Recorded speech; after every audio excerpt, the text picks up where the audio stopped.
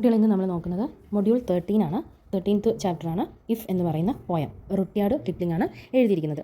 Okay, ഈ ഒരു കവിത എന്ന് പറയുന്നത് 4 സ്റ്റാൻസ ആയിട്ടാണ് തന്നിരിക്കുന്നത്. ഇത് ഓരോ സ്റ്റാൻസയിലും വ്യത്യസ്തങ്ങളായിട്ടുള്ള കുറേ പ്രമേയങ്ങളാണ് അവതരിപ്പിക്കുന്നത്. നമുക്ക് നോക്കാം എങ്ങനെയാണെന്നല്ലേ. ഇഫ് എന്ന കവിത നന്മയും മൂല്യങ്ങളും ഉൾക്കൊള്ളുന്ന കവിതയാണ്. അതായത് എന്താണ്, ഇതിൽ നന്മയും ഉണ്ട്, അതേപോലെ തന്നെ അതിൻ്റെ മോറൽ വാല്യൂസും നമുക്കിതിൽ കാണാൻ കഴിയും.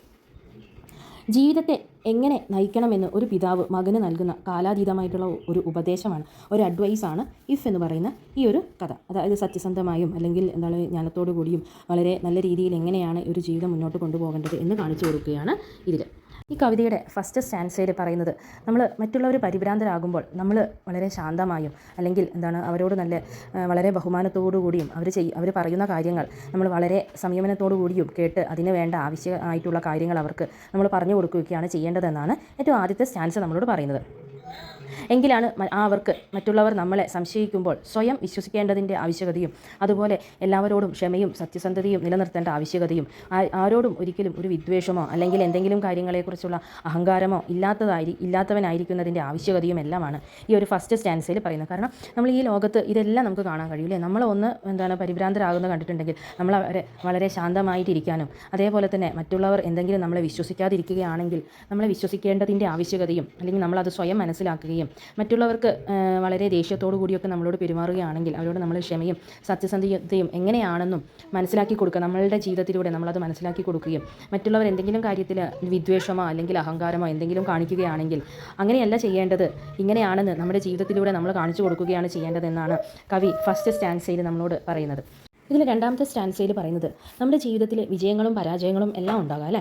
അതേപോലെ സ്വപ്നങ്ങളും നമ്മുടെ ചിന്തകളും എല്ലാം ഉണ്ടാകും. നല്ല സ്വപ്നങ്ങളുമുണ്ട്, ചീത്ത സ്വപ്നങ്ങളുണ്ട് അല്ലേ. അതേപോലെ നല്ല ചിന്തകളും വേണ്ടാത്ത ചിന്തകളും എല്ലാം ഉണ്ട് അല്ലേ. അപ്പോൾ ഇതിലെ നമ്മുടെ ചിന്തകളെ, നല്ല ചിന്തകളെയും സ്വപ്നങ്ങളെയും എല്ലാം യാഥാർത്ഥ്യമായി കാണാനും അതുപോലെ അതിനെ യാഥാർത്ഥ്യമാക്കാനും പിന്നെ അതേപോലെ നമ്മുടെ വിജയത്തെയും വളരെയധികം സന്തോഷത്തോടു കൂടി അംഗീകരിക്കാനും പരാജയത്തെയും മിഥ്യാധാരണകളായി കാണാനും ജീവിതത്തിൽ ഏതെങ്കിലും പ്രവൃത്തികൾ തകർന്നാൽ നമ്മൾ എന്തെങ്കിലും കാര്യങ്ങൾ ഉദ്ദേശിച്ചു, കാരണം പല കാര്യങ്ങളിലൂടെയായിരിക്കും നമ്മൾ കടന്നു പോകും അല്ലേ. എക്സാമിൻ്റെ ഇതുണ്ടാവും, എക്സാമിൽ പരാജയപ്പെട്ടാലോ വിജയിച്ചാലോ എന്നെല്ലാം നമ്മൾ ചിന്തിക്കും.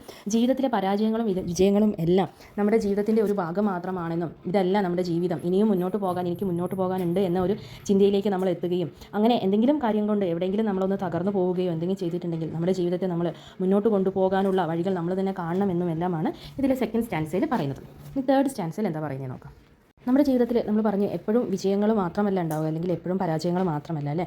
രണ്ടും നമ്മൾ ഫേസ് ചെയ്യേണ്ട കാര്യങ്ങൾ തന്നെയാണ്. ഒരു കയറ്റമുണ്ടെങ്കിൽ അതിനൊരു ഇറക്കമുണ്ടെന്നും ഒരു കുന്നുണ്ടെങ്കിൽ അതിനൊരു ചെരിവുണ്ടെന്നും എല്ലാം നമ്മൾ മനസ്സിലാക്കേണ്ടതാണ് അല്ലേ. ഇതിൽ മൂന്നാമത്തെ സ്റ്റാൻസയിൽ പറയുന്ന കാര്യം അതേപോലെയാണ്. അതായത് നമ്മുടെ ജീവിതത്തിൽ അപകട സാധ്യതകളോ എന്തെങ്കിലും ഉണ്ടെങ്കിൽ അതിനെ ഏറ്റെടുക്കുന്നതിനെക്കുറിച്ചും പരാതികളില്ലാതെ വീണ്ടും നമ്മൾ എവിടെ നിന്നാണോ തുടങ്ങിയത് അവിടെ തന്നെ പിന്നെയും തുടങ്ങാൻ നമ്മുടെ മനസ്സിനെ പ്രാപ്തമാക്കണം എന്നുമെല്ലാമാണ് ഇതിൽ പറയുന്നത്. അതിന് നമ്മൾ എന്ത് വേണം, പൂർണ്ണമായിട്ടും ആ ഒരു കാര്യത്തിലേക്ക് നമ്മൾ ഇച്ഛാശക്തിയോട് കൂടി കൂടുതൽ ഒരു നമ്മളതൊരു ഇനിയും ഞാനിത് ചെയ്തിട്ടുണ്ടെങ്കിൽ എനിക്കിത് കിട്ടിയില്ലെങ്കിലോ എന്ന് ചിന്തിക്കാതെ അക്ഷീണമായിട്ട് പ്രവർത്തിക്കണം എന്നും ഒക്കെയാണ് തേർഡ് സ്റ്റാൻസയിൽ നമ്മളോട് ഇഫ് എന്ന പോയത്തിൻ്റെ തേർഡ് സ്റ്റാൻസയിൽ റുട്യാർഡ് കിപ്ലിംഗ് നമ്മളോട് പറയുന്നത്. ഇനി ഫോർത്ത് സ്റ്റാൻസയിൽ എന്താ പറയുന്നത് നമുക്ക് അവസാനത്തതാണ്.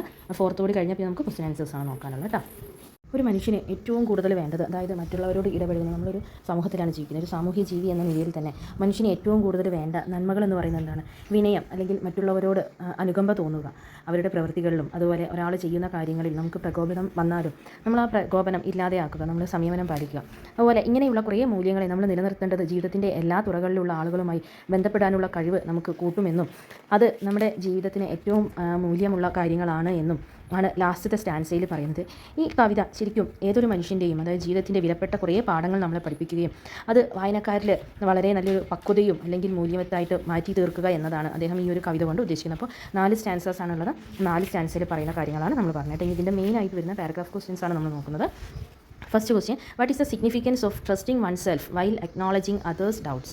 അത് നമ്മൾ പറഞ്ഞില്ല, ഏറ്റവും ആദ്യത്തെ സ്റ്റാൻസിൽ നമ്മൾ പറഞ്ഞിരുന്നു. അതായത് മറ്റുള്ളവർ നമ്മളെ സംശയിക്കുകയാണെങ്കിൽ നമ്മൾ എന്ത് ചെയ്യണം, നമ്മളെ തന്നെ വിശ്വസിക്കുക. നമ്മളെ വിശ്വസിക്കുന്നതിലൂടെ നമുക്ക് മറ്റുള്ളവരെയും നമ്മളിലേക്ക് അടുപ്പിക്കാൻ കഴിയുമെന്നാണ് പറയുന്നത്. അപ്പോൾ അതിനെ കുറച്ചൊന്ന് എലാബറേറ്റ് ആയിട്ട് എഴുതണം എന്നുള്ളത് നമ്മൾ വരുന്ന ക്വസ്റ്റ്യൻസിനനുസരിച്ച് വേണം നമ്മൾ എഴുതാൻ.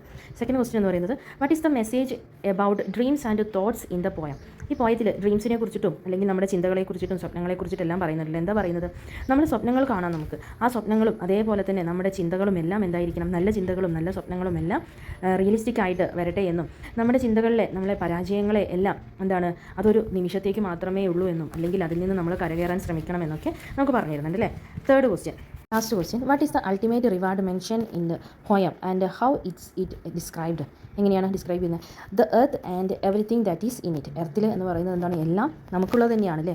ഓരോന്നിൻ്റെയും മൂല്യങ്ങൾ നമ്മൾ മനസ്സിലാക്കി അതിനനുസരിച്ച് അതിനെ ഉപയോഗിക്കുകയും അതിൻ്റെ വാല്യൂ എന്താണെന്ന് മനസ്സിലാക്കുകയും ഈ ലോകത്ത് നമുക്ക് എന്താണ് സക്സസ് മാത്രമല്ല, അതായത് നമ്മൾ ജീവിതത്തിൽ എപ്പോഴും മുന്നോട്ട് പോവുകയല്ല, ഒരു താഴ്ച ഉണ്ടായാലും നമ്മൾ അതിൽ നിന്നും മുന്നോട്ട് കരകയറാൻ എപ്പോഴും ശ്രമിക്കണമെന്നും, കാരണം ജീവിതത്തിൽ നമ്മൾ എല്ലാത്തിനെയും നമ്മൾ എന്ത് ചെയ്യണം? ഉൾക്കൊള്ളണം.